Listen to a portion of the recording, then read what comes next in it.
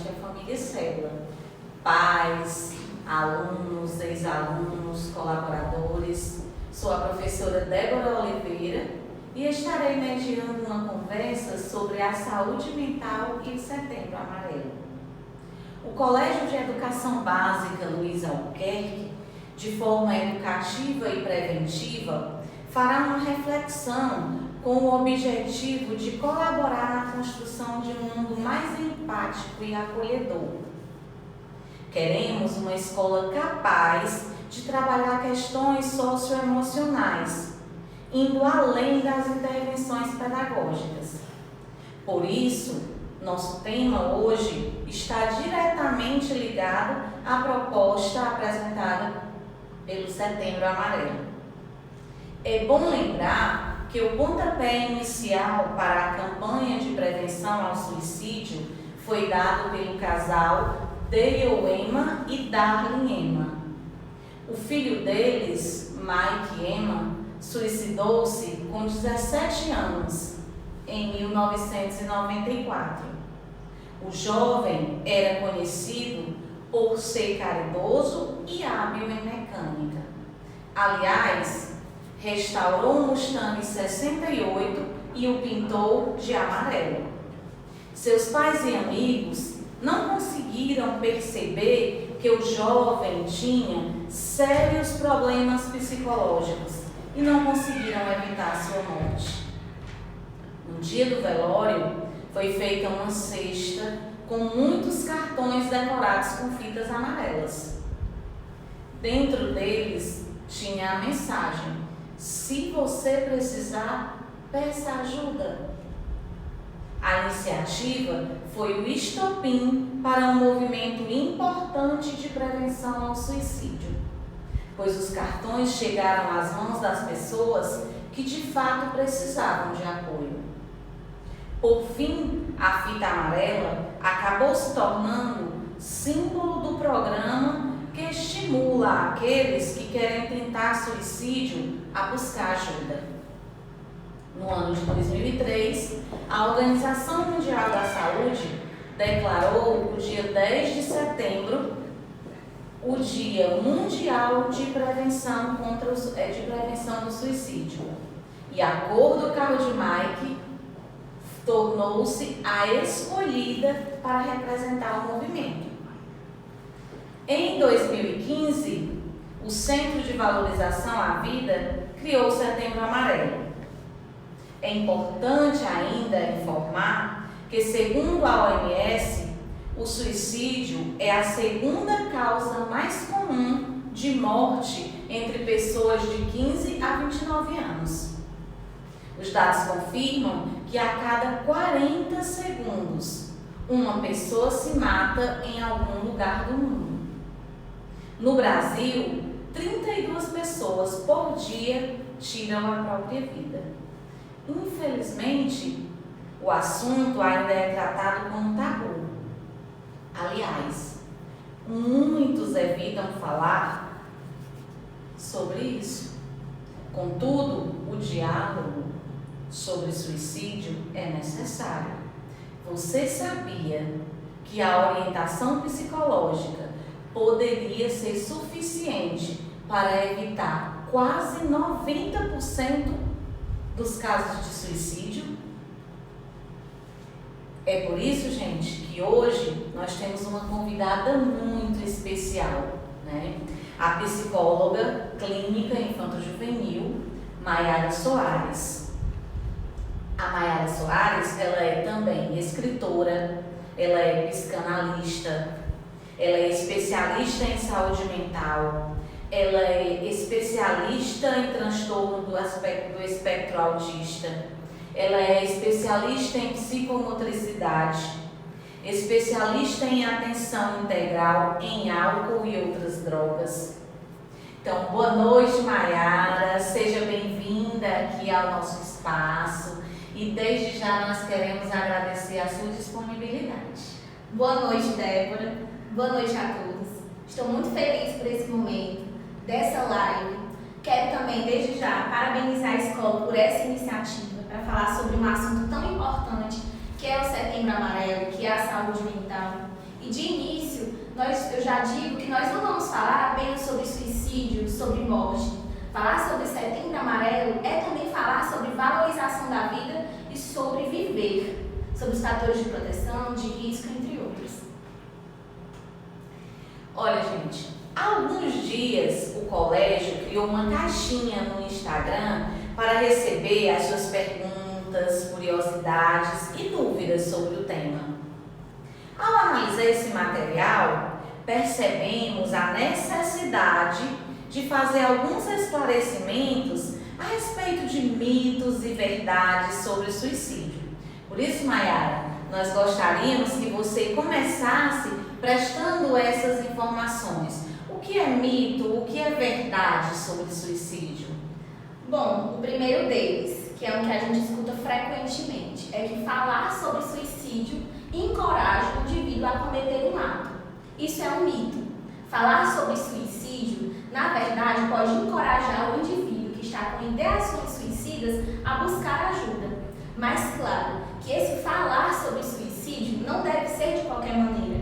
Deve ser falar com respeito, humildade, empatia, acolhendo a demanda do outro, sem julgamentos. Então, esse é um mito. É importante falar, é importante acolher e é importante também esses momentos como o de hoje, de estar buscando informações, esclarecimentos acerca do tema. Porque todos nós podemos ter uma tristeza profunda, podemos ter uma dor e estar, assim, suscetíveis a cometer um ato de suicídio.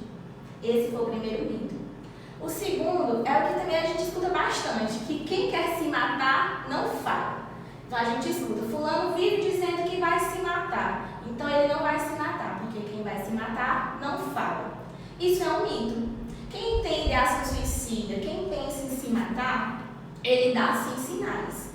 Mas é importante salientar que nem sempre esses sinais estão no discurso do sujeito, está no que ele fala. Muitas vezes está no que ele não fala. E não só as palavras, mas também o comportamento.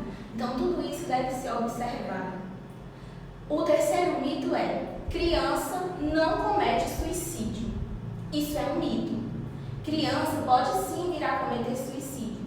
A gente não tem muito conhecimento sobre isso, porque os fatos, eles não são registrados da maneira como deveria ser. Mas a criança, por mais que exista essa romantização da infância, de que a infância é maravilhosa, que a infância é bela, que a criança é alegre, feliz, doce, meiga e que não tem tristezas, é um mito. Porque a criança pode sim sofrer de depressão, sofrer de ansiedade. E existem alguns riscos pela que as crianças podem estar sofrendo, que podem fazer com que elas cometam esse ato, como, por exemplo, abusos sexuais, o convívio familiar conturbado, bullying, entre outros. Então, nós temos que ficar sempre também atentos à saúde mental da criança. E lembrando que o cuidado com a saúde mental, ele não deve acontecer somente quando se percebe que algo não vai bem. Deve ser um cuidado preventivo para que a gente evite que algo possa acontecer futuramente. O quarto mito, Débora, é que suicídio é falta de Deus. Então, muita gente liga o suicídio à falta de Deus. De que fulano vai cometer o suicídio porque ele não tem Deus no coração.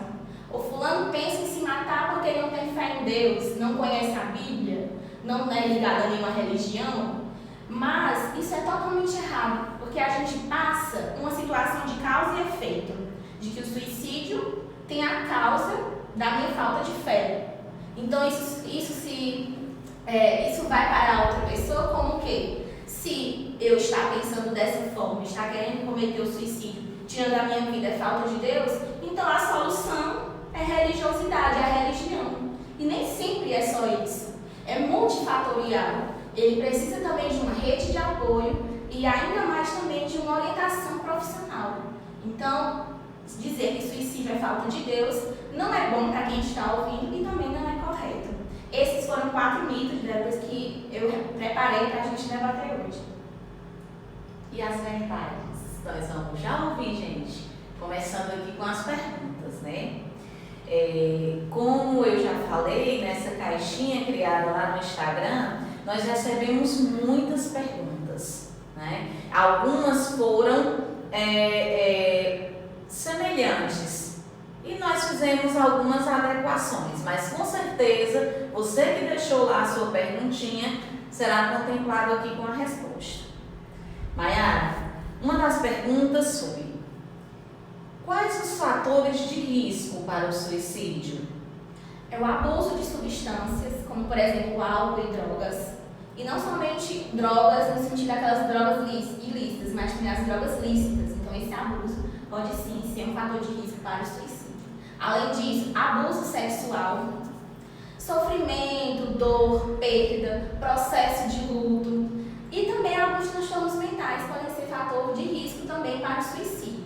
Mas lembrando que, mesmo que você não esteja enquadrado em um desses fatores de risco, nenhum de nós está, entre aspas, livre de sentir uma dor, um sentimento profundo e de ter ideação suicida. Isso pode acontecer com todos. Por isso que é preciso ter humildade e não julgar, porque isso pode acometer a qualquer pessoa, independente de raça, cor, etnia ou orientação sexual. Temos mais perguntas. Pessoas com depressão e transtorno de ansiedade têm mais risco de cometer suicídio? A depressão, ela em geral, ela é um fator de risco para o suicídio, mas a depressão e a ansiedade não estão diretamente ligadas no sentido de causa e efeito. Por exemplo, eu tenho depressão. Isso significa que eu vou cometer suicídio? Não. Eu tenho transtorno de ansiedade. Isso significa que obrigatoriamente eu vou ter ideação suicida ou cometer suicídio? Não. Não é um fator de causa e efeito. Mas, sim, quem tem depressão e ansiedade pode estar dentro desse fator de risco para cometer o suicídio. E além da depressão e ansiedade, também entra a bipolaridade, entra também o borderline, entra também um fator muito importante para a gente falar sobre a criança e o adolescente. A impulsividade e a agressividade na criança e o adolescente também é um fator de risco para o suicídio. Então, fiquem ligados aí os pais para esses fatores e observar na sua criança e no seu adolescente, ficar sempre ligado na saúde mental deles e analisando tudo. E lembrando que também, nem tudo é um fato isolado, é um contexto. E além desse contexto, a gente tem que ver o todo, não só, como eu falei, um fator de causa e efeito. Mas eu entendi algo que me chamou bastante atenção. Você destacou que crianças agressivas, elas não são necessariamente propensas ao suicídio, mas é uma atenção. A repressão não seria a solução, então? Não. É muito interessante que você pontuou agora, Débora, porque é um assunto bastante até comentado, inclusive na internet e tudo mais, que é sobre as punições para as crianças e para os adolescentes, né? Os castigos físicos. Será que eles têm algum efeito positivo? Eu, como profissional, eu afirmo que não. Não existe comprovadamente nenhum efeito positivo nas punições físicas. Pelo contrário, nós observamos efeitos negativos. Entre eles, vou citar um que recentemente ganhou visibilidade na mídia, que é o abuso sexual infantil. E nesse caso, as crianças que elas não têm uma abertura com os pais, que elas têm medo de punições, têm medo de castigo, elas são crianças que geralmente elas vão ter medo de relatar o abuso sexual, porque elas vão ter medo de uma repressão. Então, se você quer ter um diálogo mais aberto, adolescente com criança, busca outras maneiras de estar ali educando. Bater não educa, bater reprime. E reprimir sempre vai existir algo que é internalizado de uma maneira negativa em relação aos castigos físicos. Então, vamos manter um diálogo aberto, a sinceridade, a verdade. Quando a criança, o adolescente se sente acolhido e não tem medo de punições, ele vai com certeza ser mais franco, falar com mais sinceridade sobre a sexualidade, falar sobre abusos que eventualmente ele pode vir a sofrer, entre outros. Então, a agressividade necessariamente não é falta de educação, né? Pode ser um pedido de ajuda. Isso, é verdade. Em relação ao comportamento infantil, vou falar um pouco mais à frente, para vocês compreenderem melhor. A criança, ela nem sempre vai falar com as palavras, ela vai falar através do comportamento dela. E já vou falar um pouquinho disso para vocês. Como identificar que uma pessoa corre risco de cometer suicídio e precisa de ajuda? Como eu já disse no início, nós temos que estar prestando atenção aos ditos, aquilo que é falado, e os não ditos, aquilo que eu não falo, que eu escolho não falar. Mas, além disso, prestar atenção também no comportamento. Uma pessoa que sentia prazer em uma certa atividade e, de repente, ela perde esse prazer nessa atividade, ela deixa de fazer, se recusa. Aquela pessoa que se isola, ou aquela pessoa que tinha uma postura mais aberta, uma postura mais extrovertida, e, de repente, você nota uma linguagem corporal dela mais retraída, mais reprimida, um olhar mais baixo, até mesmo um jeito de andar diferente, mais triste, mais lento, aquela expressão facial apática, sem demonstrar muitos sentimentos, aquilo também já é um fator que você pode estar observando. Mas lembrando, não é um fator isolado, é um contexto. E também é necessário estarmos atentos a frases, que geralmente os adolescentes falam muitas vezes elas, nem só os adolescentes, os adultos também, como por exemplo, queria dormir, não acordar mais, queria sumir, você ficaria melhor sem mim. Então, essas frases, dentro de um contexto, nós precisamos ter uma atenção maior. E mesmo sem nenhum contexto, são frases de alguém que está em um sofrimento e que precisa ser acolhido e não deve ser ignorado e nem tido como besteira. E quando se percebe que a pessoa precisa de ajuda, o que deve ser feito? Quando se percebe que alguém precisa de ajuda, que está apresentando pensamento suicídio, ou que já tentou suicídio, ou que já falou sobre, e que chamou a atenção e você percebe que aquela pessoa realmente não está bem, ou até mesmo a pessoa chegar em você para falar, o necessário é falar com acolhimento, acolher, respeitar, falar com humildade. Esses mitos que eu falei no começo sobre dizer para o outro, você está dizendo que vai se matar porque você não vai se matar. Isso daí a gente não vai falar para uma pessoa que está passando por um sofrimento. Ou então, por exemplo, isso é falta de Deus, vai para a igreja. Não é isso. Claro que o ser humano ele é multifatorial, ele precisa de todo um âmbito social, uma vivência, ele precisa se relacionar com a religiosidade dele, com a família, com a escola e tudo mais. Mas o que você deve fazer? Orientar ele a buscar um profissional psicólogo, a buscar uma ajuda, não somente psicológica, mas também a buscar psiquiátrica. Então, só um profissional é que vai conseguir verdadeiramente auxiliar aquele indivíduo naquele sofrimento que ele está passando no momento. Então, nesse caso, ouvir é importante, Muito mas importante. a escuta é o segredo do sucesso. Exatamente. Há como prevenir suicídio? Sim, há como fazer a prevenção do suicídio. Como no início você me perguntou quais eram os fatores de risco do suicídio, né? Agora eu vou falar quais são os fatores de proteção. Então, quais são esses fatores de proteção? Ter relações familiares boas, ter amigos, se relacionar, conversar, ter momentos de lazer e, além disso, fazer atividades que tragam sentido à sua vida. Então, o que é isso? O sujeito ele precisa de um sentido para a vida. Ele precisa ter um objetivo, ele precisa ter algo que ele goste, que ele quer se aprimorar, em que ele vê que precisa daquele sentido para viver. Então, é necessário que a gente busque isso. Qual o sentido da sua vida?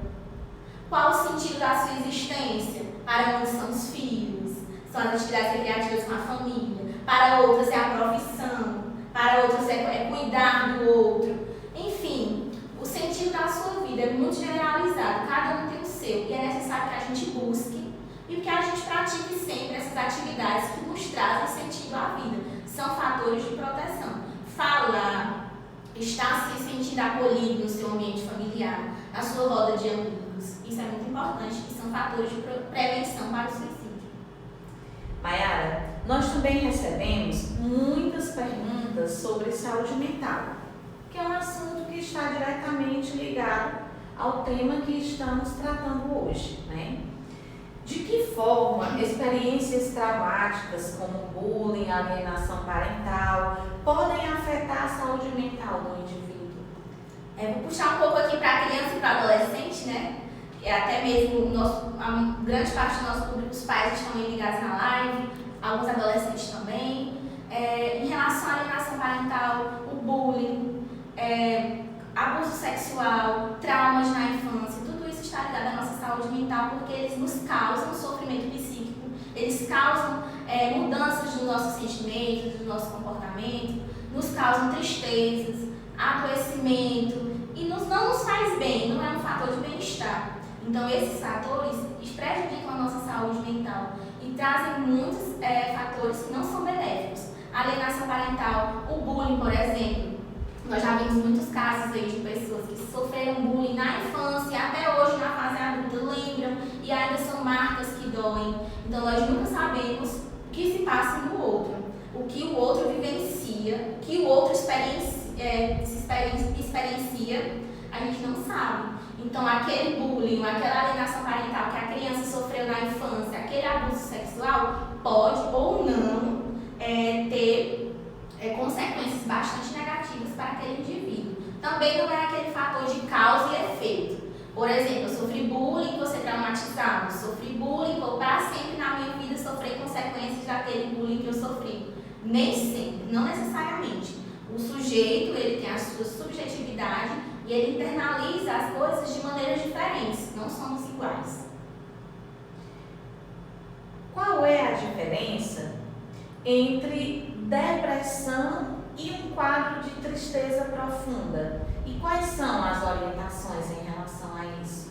A depressão é um sentimento de tristeza muito profunda e que ela tem uma longa duração de tempo. E geralmente nem se sabe mais o motivo do estopim daquilo. Já a tristeza é um sentimento, uma emoção, como todas as outras, como a alegria, a raiva, como um medo, e todos nós sentimos. Todo ser humano ele vai sentir tristeza, ele vai sentir raiva, vai sentir alegria. Mas a depressão ela é um quadro em que a pessoa se sente, tem sentimentos de inutilidade. A pessoa ela se sente sem valor. Muitas vezes ela começa a não praticar sua própria higiene pessoal, ou a não querer sair da cama, ou então ela não expressa mais nenhuma emoção, ou ela vai estar ali fingindo que está bem, mas na verdade não está. Só que a gente, como eu já falei no início, tem que ficar sempre atento a todos esses sinais. Mas a depressão, resumindo, ela tem um maior espaço de tempo, ela é mais longa, e geralmente a gente esquece o motivo, por que ficou triste, por que o motivo daquilo. Já a tristeza, ela geralmente tem um motivo, tem um fator de início, como por exemplo, perdas, como luto. É normal, depois de você perder um ente querido, você ficar até umas 2 semanas naquela tristeza profunda. Após 2 semanas, já tem que ficar atento. Não que eu esteja dizendo que após 2 semanas, aquela tristeza você já superou, ou que você já vai estar lindo, leve e feliz. Não, mas aquela tristeza profunda, ela está até no máximo umas 2 semanas. Após isso, já é para a gente ficar atento que pode ser sim uma depressão.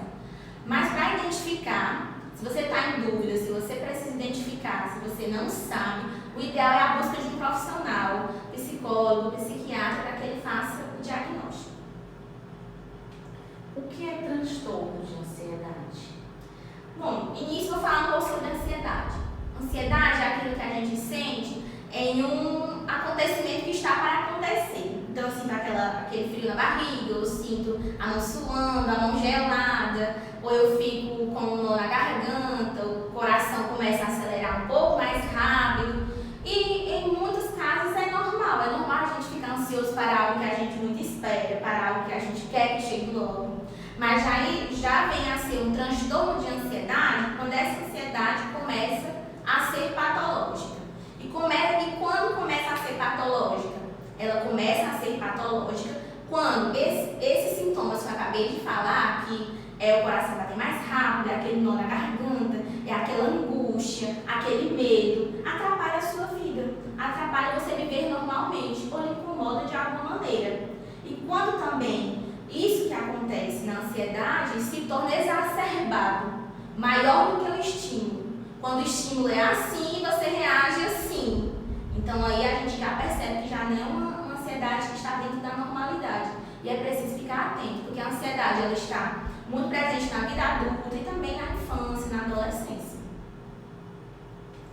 A pandemia causou mudança em relação à saúde mental das pessoas? Sim, com certeza. Trouxe muitas mudanças. E eu trago um dos motivos dessas mudanças para aqueles fatores de proteção que eu já falei. Que os nossos fatores de proteção são, por exemplo, o nosso convívio com as famílias, o nosso convívio com amigos, as nossas relações sociais, eles são fatores de proteção. Então, com essa pandemia, com esse isolamento, a gente se distancia desses fatores de proteção. Por mais que a gente consiga se aproximar por meio de uma tela, por meio de uma ligação e tudo mais, que hoje em dia a internet, a tecnologia nos oportuna, não é a mesma coisa. Então, isso já tira um pouco daqueles fatores de proteção que nós temos. Além disso, como essas relações não estão tão próximas, a pessoa não fica tão próxima de pessoas que ela gosta, que ela confia. Até mesmo ela prefere falar pessoalmente, olho a olho, cara a cara, do que através de um celular ou através de qualquer outro meio de tecnologia. Então ela vai, muitas vezes, não conseguir expressar o que ela sente. Até mesmo os serviços de saúde mental, nessa pandemia, eles mudaram muito. Teve uma época em que a gente não podia atender presencialmente, era só atendimento online, então existiu o preconceito de algumas pessoas que faziam o uso desses atendimentos para não ir para online e ficaram sem atendimento. E mudou muito até mesmo nas relações familiares, porque o medo, como é um sentimento que ficou muito presente nessa pandemia, o medo de ser infectado pelo vírus, o medo de perder um ente querido, o medo de ir na rua, ele está ligado a uma partezinha do nosso cérebro que está ligada à raiva. Então, o que é que acontece? Eu estou com medo, eu posso até não compreender que eu estou com medo, nem sempre as emoções elas vêm já decifradas para a gente. Então, às vezes eu estou com medo, mas eu reajo com uma reação de chateação, de raiva. Então, isso aumentou bastante os conflitos entre as famílias, as relações familiares. Então, tudo isso mexeu muito com a saúde mental do indivíduo. O que fazer diante das reações diferentes que as crianças estão demonstrando nesse período? Como cuidar da saúde mental dos nossos pequenos? Como eu já tinha até falado, que eu ia falar sobre isso, em relação ao comportamento. A criança, ela não tem um vocabulário tão grande como um adulto. E mesmo que ela tivesse, nós tiramos por um exemplo de nós mesmos. Às vezes nós sentimos coisas que a gente não consegue expressar. Ou a gente expressa e sente que não se expressou da maneira adequada ou não conseguiu transmitir para o outro aquilo que realmente está sentindo, né? E a criança, ela não fala só com a palavra. Além de ela não ter um vocabulário tão grande, ela também fala pelo comportamento. Então, quando a gente nota uma mudança de comportamento, quando a gente nota que a criança começou a ficar mais agitada, ou era agitada e começou a ficar mais quieta, ou quando a criança ela está começando a ficar agressiva, ou ter ansiedade, aí a gente já fica mais atento para aquele comportamento. Em relação ao que mudou nessas diferentes reações das crianças na pandemia, o que a gente pode fazer? É presença, é brincar com a criança, é sentar no chão, é fazer uma atividade em que ela possa estar experienciando, além da presença dos pais, mas também algo que dá prazer. E quando eu digo essa atividade, é realmente reservar um tempo para a criança, que não seja uma sobra do dia, ou que não seja aquela brincadeira no celular, e que a criança ela possa realmente interagir de maneira mais profunda com os pais. É uma conversa, é um jogo que possibilite conversa e etc. Isso também daria para aplicar aos adolescentes, né? Sim, com certeza. Os adolescentes também precisam desse espaço, desse contato mais direto com os pais. Se a gente for analisar, na infância, a criança quando ela é pequenininha, né, ela chora bem alto para todo mundo ouvir. Ela quer ser ouvida, ela quer chamar a atenção. Quanto mais alto, melhor, porque ela chama a atenção de mais pessoas e assim também ela vai querer que alguém solucione aquela questão dela, aquela emoção que ela está vivenciando. Quando ela vai crescendo, vamos prestar atenção, o adolescente Então ele já não busca a ajuda do outro, ele já não chora alto, ele já não chora para todo mundo ouvir, ele chora o quê? Geralmente escondido. Então que a gente possibilite que a abertura que a infância nos traz, ela consiga perpassar para as outras fases da vida e que os pais consigam essa abertura de uma maneira positiva, não é obrigando. Eu vou ser sua amiga, você vai me contar todos os seus segredos, você não pode ter segredo comigo porque eu sou sua mãe ou porque eu sou seu pai. Não é algo obrigatório, é algo conquistado e é uma troca. Eu não posso exigir do adolescente ou até mesmo da criança ou do meu parceiro adulto que ele confie em mim, tem que ser conquistado. E para isso eu tenho que trocar também, uma troca de experiências. Eu falar sobre como eu me sinto, para eu ouvir também como você se sente e os dois se acolherem. Confiança é uma conquista. Nós temos mais uma pergunta aqui. Conversar com um amigo ou ajuda? Ou somente com um psicólogo ou psiquiatra? Conversar com um amigo ajuda sim. Tanto é que é um dos fatores de proteção do suicídio. Conversar com um amigo, conversar com um familiar, até mesmo conversar com um professor ou conversar com alguém da sua confiança. Mas conversar com um psicólogo é diferente.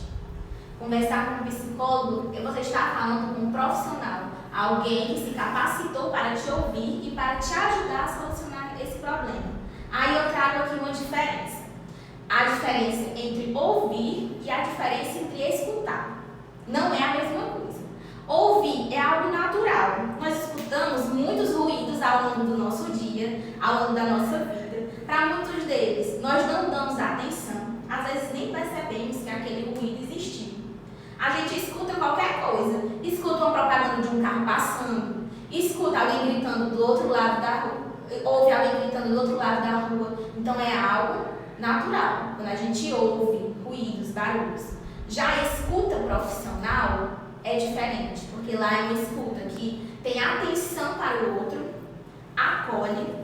É uma escuta sem julgamentos, que espera o outro falar e tem interesse que o outro fale. Que deixe o outro falar sem que espere também uma deixa para que fale sobre si. Então, o outro que está sendo escutado por um profissional psicólogo, ele está naquele momento da fala. Então, ele tem a oportunidade de falar o que ele quer, de falar o que ele está sentindo, sem o medo de julgamento, sem o medo de ser apontado dele, sem o medo de alguém dizer que ele não tem fé, porque os pensamentos suicidas é falta de fé em Deus, ou tem medo de ouvir dizerem assim, por exemplo, só se mata quem é burro. Gente inteligente não se mata, porque isso acontece bastante nos diálogos entre amigos e tudo mais. O que é que acontece? Quando você diz isso, o que é que passa para a outra pessoa? Ela se sente diminuída, porque ela sabe que ela está com esses pensamentos suicidas e que ela quer ou pensa em cometer um suicídio. Então, ela vai se sentir inferior, vai se sentir burra, e isso faz com que ela não busque ajuda, porque ela não quer ser burra, ela quer ser inteligente. E gente inteligente, como muitas pessoas acham, não tem transtorno mental, não pensa em ideação suicida, isso é errôneo. Eu trago até um exemplo de um artista, Van Gogh. Ele cometeu suicídio e ele era um gênio da arte. Ele era um gênio, ele era inteligente. Então, não é só pessoas que não têm muito conhecimento ou pessoas que são tidas como pessoas burras, porque ninguém é burro, né? Todo mundo tem as suas capacidades, todo mundo tem algo que é bom, como eu já falei anteriormente. Tem algo que traz vida, que traz sentido à vida do sujeito, todo mundo tem, nós só temos que buscar. Em relação a isso também, é necessário dizer que a nossa saúde mental é muito importante. E qualquer um de nós está sujeito a ter questões psíquicas, a ter um sofrimento profundo, a ter uma depressão, a ter uma ansiedade. Ninguém é superior a ninguém, ninguém está isento. Então nós temos que ter humildade de falar sobre isso e não julgar achando que aquela pessoa está assim por motivo tal, motivo tal, motivo tal. Geralmente, só quem sabe o motivo de estar assim é o indivíduo e às vezes nem ele. Só quando ele vai buscar uma ajuda profissional é que ele vai se descobrir. E aí eu já trago, Débora, também, a importância de fazer uma psicoterapia. Porque na psicoterapia, o profissional psicólogo, ele está ali para te ajudar, para você se conhecer, para você elaborar as suas questões. Ele não está lá para dizer o que você tem que fazer, como geralmente os nossos amigos fazem. Não vou dizer que os amigos fazem isso com uma má intenção, mas eles não são qualificados para isso. Eles acham que aquilo é o certo a se fazer. Então, eu também espero com essa live que a gente possa perceber que uma pessoa que sofre de algum transtorno mental, que tem ideações suicidas, ela tem consciência do que ela tem consciência do que ela sabe. Ela sabe disso, só que ela não consegue internalizar. Então, não é eu falando, por exemplo, você tem família, você tem uma escola boa, você estuda no melhor colégio, ou então, na sua época, eu tinha muito menos do que você e nunca pensei nisso. Então, isso faz com que a pessoa se retraia ainda mais. Então, o ato de ouvir também precisa ser cuidadoso. Muito cuidadoso, principalmente quando se fala em suicídio. Lá no comecinho, quando eu falei sobre os mitos, que falar sobre o suicídio encoraja a cometer o ato, na verdade, quando você fala sobre o suicídio de uma maneira desrespeitosa, de uma maneira que você vai dar o gatilho para alguém que está prestes a acontecer, ou quando você fala de uma maneira preconceituosa, de uma maneira que agressiva, ou julgando o outro, realmente isso não faz bem para quem está com essa ideação suicida. Por isso é importante falar sim, é importante ouvir, mas principalmente é importante ter o respeito, a humildade, o acolhimento e a fala sem o julgamento para o outro. Mayara, eu tenho uma curiosidade. De que maneira, nesse período que estamos vivendo um distanciamento, de que maneira o professor poderia ajudar se ele percebe que um aluno está muito distante e a percepção feita mesmo de forma virtual? De que maneira ele pode ajudar? Nesse momento das aulas síncronas e assíncronas aulas online, é um pouco mais difícil para o professor identificar, um pouco mais difícil se comparado com as aulas presenciais. E aí eu trago a importância da escola.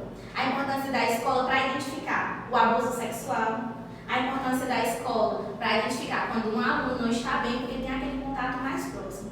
Nesse momento dessas aulas virtuais é um pouco mais complicado, mas é possível. De que forma? Geralmente as aulas acontecem através de uma plataforma virtual em que você vê o aluno. Então você consegue ver se o aluno está cuidando da sua higiene pessoal. Geralmente pessoas que não estão bem se desleixam da higiene pessoal. Então você vê pela aparência dele. Você pode perceber também pelo olhar, aquela questão corporal, aquele aluno que tinha uma postura mais aberta, mais ativa, fica mais retraído. Aquele aluno que, por exemplo, na aula presencial era bem participativo e agora nessas aulas online já não tem muita participação. Ou que quando você pede ou solicita que aquele aluno fale durante a aula, ele se recusa. Então, o que é que você vai fazer? Você vai entrar em contato com aquele aluno, não de uma maneira pública, na frente dos outros alunos, mas de uma maneira mais privada, vai conversar, vai perguntar o que está acontecendo e vai para aquela coisinha bem importante, ouvir, falar, ter aquela escuta e saber se está ou não acontecendo alguma coisa. Uma dica, hein, gente? Olha, eu gostaria também de fazer outra pergunta, Mayara, outra dica. E assim, eu sei que você é psicóloga, né? Uma psicóloga clínica infanto-juvenil e com certeza você tem um programa, um projeto, né? Você desenvolve algum projeto nesse sentido de acolher essas pessoas que estão passando por dificuldades, que têm dúvida. Você tem algum trabalho nesse sentido? Falando um pouco sobre a prática clínica infanto-juvenil. Hoje em dia é muito importante falar sobre as habilidades socioemocionais. Então, como eu já falei anteriormente, é inato do ser humano sentir tristeza, sentir raiva, sentir dor, sentir alegria. Acontece que alguns de nós não conseguimos lidar muito bem com as nossas emoções. Então, nós precisamos ter essa inteligência emocional para a gente aprender a lidar com essas emoções que a gente queira ou não vão existir na nossa vida, porque nós somos humanos, né? Então, existe sim um projeto dessas habilidades socioemocionais. Esse projeto perpassa até mesmo o campo da psicologia, vai também para o campo da pedagogia, vai para o campo escolar. Inclusive, aqui o próprio Colégio Célula, que eu conheço, porque eu trabalho aqui não como psicóloga, eu trabalho como professora, mas eu conheço o projeto pedagógico. Aqui também se trabalha as habilidades socioemocionais. Infelizmente, o nosso ano agora está nas aulas virtuais, mas os livros daqui, por exemplo, eles já trabalham essas habilidades socioemocionais. E essas habilidades socioemocionais estão também na BNCC, que a gente deve trabalhar em sala de aula. Além disso, a importância do trabalho do professor nessas habilidades socioemocionais. É importante também que a família trabalhe essas habilidades socioemocionais. O que é que a gente vê muito? Meu filho é muito estressado, com tudo ele fica com raiva. Como é que eu faço para meu filho não ter raiva? Ele é humano, ele vai ter raiva. Qual a pergunta mais correta? O que é que eu faço para que meu filho aprenda a lidar com a raiva? Então, dentro de casa também é importante essas habilidades socioemocionais. E em relação a outros projetos de saúde mental, existem profissionais psicólogos que fazem atendimentos a valores sociais. Então, são valores baixos, considerados valores bastante acessíveis para as pessoas que precisam desse atendimento, mas não têm condição financeira de arcar. Nós temos também no setor público o CAPS, temos as unidades básicas de saúde, então nós podemos também nos dirigir a eles. Além disso, existe também o Centro de Valorização da Vida, que é o CVV, e você é só ligar 188 do seu telefone e você vai ter uma pessoa que vai te ouvir, que vai te acolher. Isso é muito importante para momentos de crise de ansiedade. É muito importante quando você não se sentir bem e precisar desabafar com alguém, precisar conversar e não tem alguém com quem conversar, ou com quem você tenha para conversar, não seja aquela conversa que você precisa, que você espera. Algumas instituições aqui da nossa região, Sertão Central, por exemplo, também possuem clínica e escola. Infelizmente, também nessa época de pandemia estão paradas. Mas, no mais, é muito importante que busque essa ajuda. Infelizmente, pelo momento que nós estamos vivendo, está um pouco mais difícil, mas é possível. Só falar novamente. O CVV, ligar 188 do telefone, você vai conseguir falar com uma pessoa que vai te acolher. Maiara, nós estamos muito gratos com a sua presença, especialmente com seus esclarecimentos, e gostaríamos que você fizesse as considerações finais. Bom, eu espero que eu tenha esclarecido algumas questões sobre suicídio, sobre saúde mental. No mais, eu queria deixar uma mensagem para vocês de que cuide da sua saúde mental. Saúde mental é importante. A gente, às vezes, não valoriza muito a saúde daqui, ou a gente deixa para depois, ou a gente não dá a devida importância. A gente, rapidamente, quando a gente sente uma dor no dente, a gente corre para um odontólogo, para um dentista. Se, por exemplo, eu preciso cortar o cabelo, eu vou no cabeleireiro. Se eu preciso fazer a unha, eu vou no manicure. Mas se eu preciso de um psicólogo, muitas vezes eu não vou. Eu vou deixando aquele problema para lá. Só que esse problema, ele não vai para lá, ele vem para cá. Ele internaliza. E ele vai vir em outro momento, de outra forma. Em algumas vezes até de uma forma mais maximizada. Então, o que é que eu oriento? Não ignorem o sofrimento. Não ignorem a dor. Não ignorem frases dos seus adolescentes que indicam que ele não vai bem. Não achem que é frescura, não achem que é besteira. Porque nós podemos salvar vidas, nós podemos fazer essa prevenção ao suicídio. É possível, mas sem empatia, sem acolhimento, sem respeito, não dá. Então, o que eu desejo a todos é que experienciem esse momento de uma maneira que vá conseguir abrir um pouco mais, expandir um pouco mais nossos pensamentos acerca do assunto. Como eu falei no início, falar sobre Setembro Amarelo não é somente falar sobre suicídio, é falar sobre a vida, de como nós podemos fazer para valorizar a vida, a nossa vida e a do outro. Além disso, a gente tratar com respeito não somente essas pessoas que têm a ideação suicida, ou não somente aquela pessoa que não está indo bem. A gente tratar com respeito a todos. Nós não sabemos o que o outro passa, nós não sabemos a história do outro, então nós não podemos invalidar a dor do outro. Nós devemos validar. O que é sofrimento para mim, o que eu experiencio como sofrimento, pode não ser a mesma coisa que o outro experiencia como sofrimento. Então é por isso que deve existir essa validação. Mais uma vez, obrigada. Muito esclarecedoras suas explicações.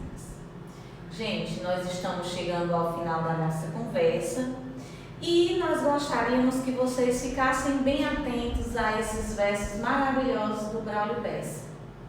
Não se mede uma tristeza, não se pesa um sofrimento. Quem sofre quer seu amor e não o seu julgamento. Não caia nesse tropeço. Comece pelo começo.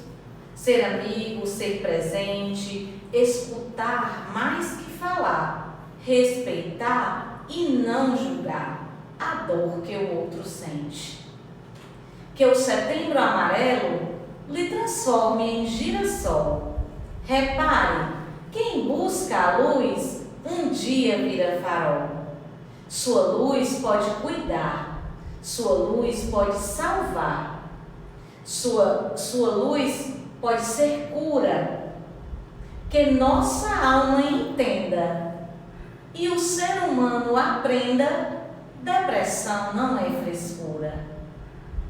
Assim, gente, nós vamos encerrando a nossa conversa, agradecendo o apoio da nossa diretora, Meire Lúcia, do nosso vice-diretor, Dorival Clementino, dos nossos professores, funcionários, pais, alunos, ex-alunos, em especial, mais uma vez, a nossa gratidão à Maiara, né, a psicóloga Maiara Soares, né, enfim, a cada um de vocês que dedicou um tempinho aí na sua agenda para nos assistir.